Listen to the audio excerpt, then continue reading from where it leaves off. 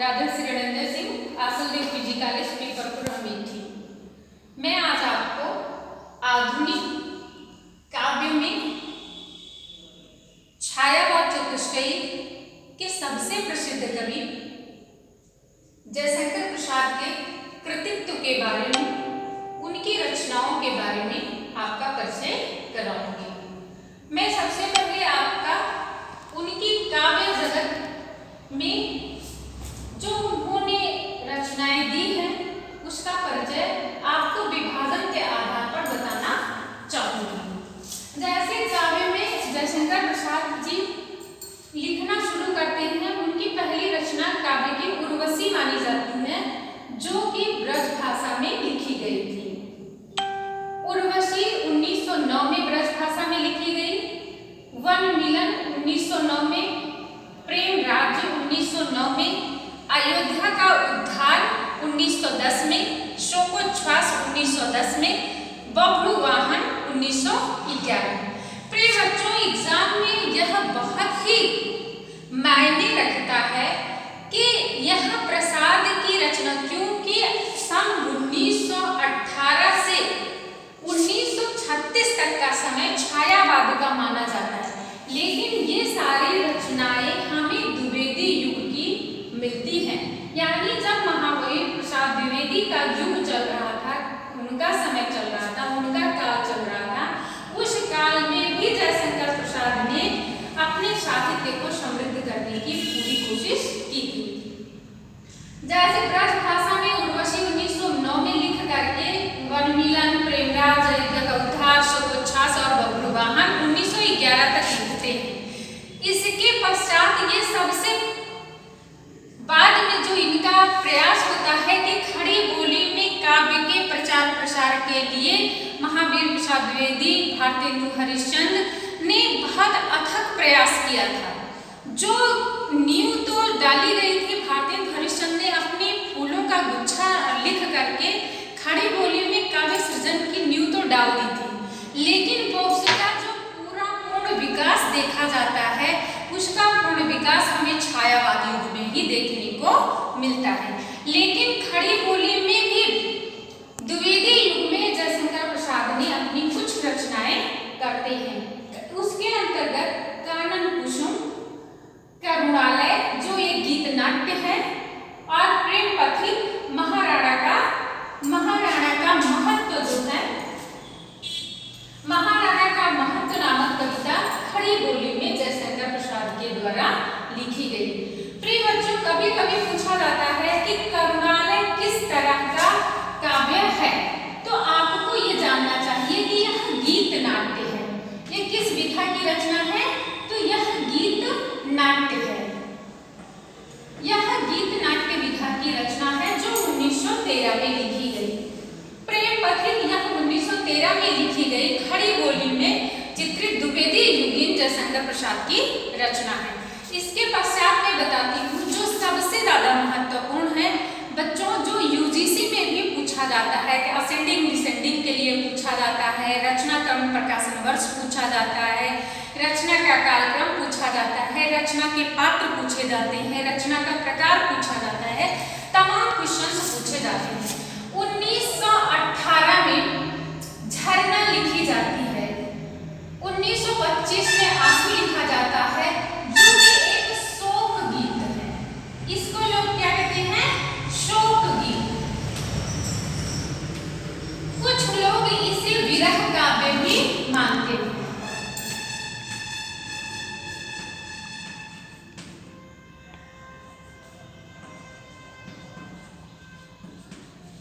विरह काव्य भी मानते हैं। लहर 1933 में और कामायनी 1935 में लिखी जाती है। इसका जब क्रम पूछते हैं तो मैंने एकदम क्रम से इसको लिखा है, और ज्यादातर क्रम पूछा जाता है झरना, लहर और कामायनी। तो झरना 1918 की, आंसू 1925 की, लहर 1933 की, कामायनी 1935 की है। कामायनी के लिए पूछा जाता है कि कामायनी किस प्रकार का काव्य है? तो कामायनी प्रबंध काव्य है, एक विस्तृत काव्य है, और प्रबंध काव्य होने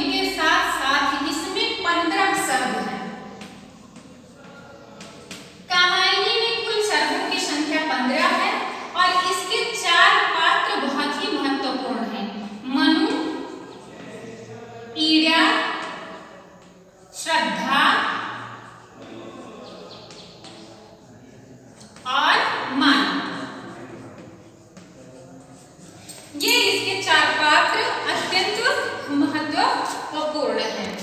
अब आपको जानने के लिए यहाँ पर पूछा जाता है कि आप इनके 15 सर्गों का कालक्रम बताइए, तो उसके कालक्रम को लिए आपको चिंता, आशा, श्रद्धा, काम, वासना, लज्जा, इस तरह से इनके काव्य को हम पढ़ते हैं।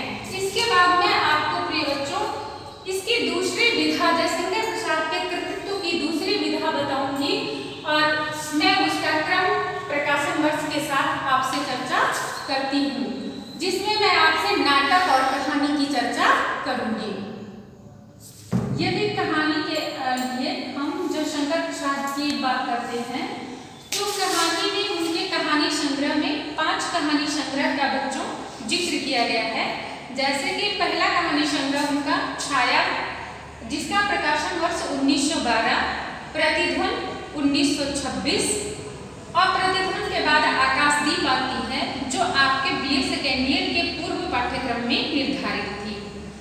आकाशदीप इनकी अत्यंत प्रसिद्ध कहानी है, जिसका प्रमुख चरित्र जो है बुद्धगुप्त और चंदा है। तो आकाशदीप का 1929 में प्रकाशन होता है, आंधी 1931 और इंद्रजाल 1936। यानी आप ये जान लीजिए कि जब ये इरावती लिखते हैं तो उसी समय इंद्रजाल भी लिखते हैं। और इनकी ये कहानी संग्रह के अलावा टोटल इनकी 69 कहानियां हैं। कुल कहानियों की संख्या 69 है और इनकी प्रमुख कहानियां पुरस्कार, देवरथ, ममता, गुंडा, शालवती, बेड़ी। और यदि बच्चों इनके यथार्थपरक कहानियों की बात की जाती है और जिसे आपके पूर्व पाठ्यक्रम में संकलित किया गया था, गुंडा आता है। गुंडा, नीरा, मधुआ और छोटा जादूगर। जिस तरह से आप कफन पढ़ते हैं मुंशी प्रेमचंद के यथार्थ कहानी, उसी तरह से इनका मधुआ भी है। कहानी के प्रकाशन वर्ष और प्रमुख कहानियों को मैंने आपको इनका बताया। अब मैं इनके आपके 2 विधाएं शेष बचती हैं। टोटल कहानियां इनकी 69 है जो 5 संग्रह में संकलित की गई हैं। अब मैं इसके बाद इनके नाटक का जिक्र आपसे करूंगी कि इनका नाटक कौन कौन सा है। नाटक के लिए आप देखिए इनके कुल 13 नाटक माने गए हैं। 13 नाटकों में सबसे पहला इनका नाटक है सज्जन। दूसरा नाटक है इनका कल्याणी परिणय।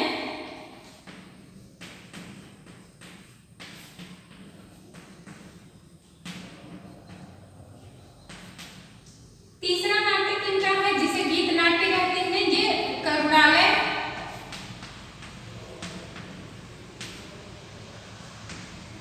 राजश्री, विशाख दत्त,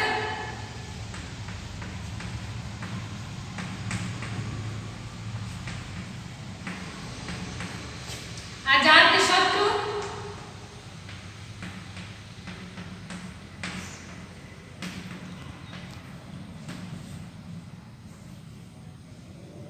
जनमेजय का नागयज्ञ,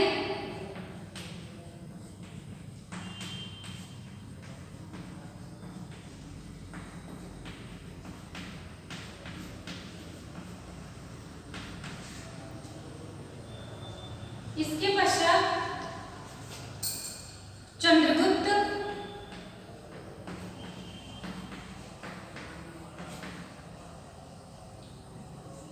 कामना, अष्टमगुप्त,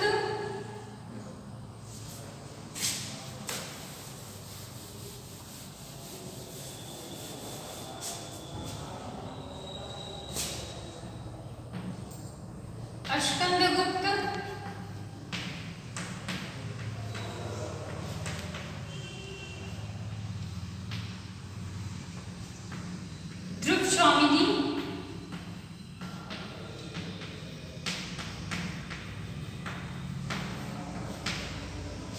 ये इनके नाटक इस तरह से टोटल आते हैं।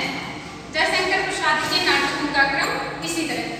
जो सज्जन नामक नाटक है, सज्जन नामक नाटक का प्रकाशन वर्ष प्रिय बच्चों 1911 ईस्वी है। सज्जन का प्रकाशन वर्ष 1911।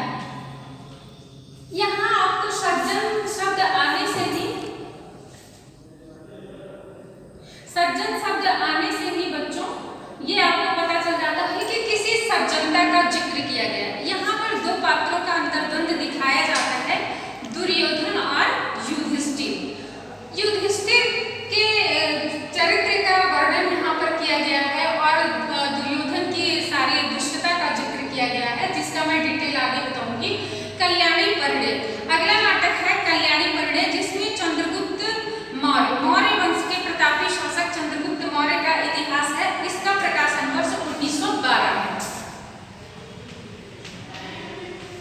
1913 करुणालय 1913 और राजश्री, जिसका संबंध हर्षवर्धन वंश से है। और एक नाटक यहाँ छूट जाता है, प्रायश्चित। यह 1914 में लिखा जाता है, प्रायश्चित 1914 में और राजश्री 1920 में। बच्चों यह 1920 में राजश्री लिखा जाता है और राजश्री के बाद विशाखदत्त आता है। विशाखदत्त नाटक ये संस्कृत साहित्य से समझा जाता है। विशाखदत्त 1921 में, अजातशत्रु 1922 में, जन्मेजय का नागयज्ञ 1924 में लिखा जाता है। इसके तत्पश्चात स्कंदगुप्त 1928 में, एक घूंट 1900 लिखी तो जाती है पहले ये, लेकिन इसका प्रकाशन जो है 1929-30 के बीच में होता है। चंद्रगुप्त 1931 में, ध्रुव स्वामी 1933 में।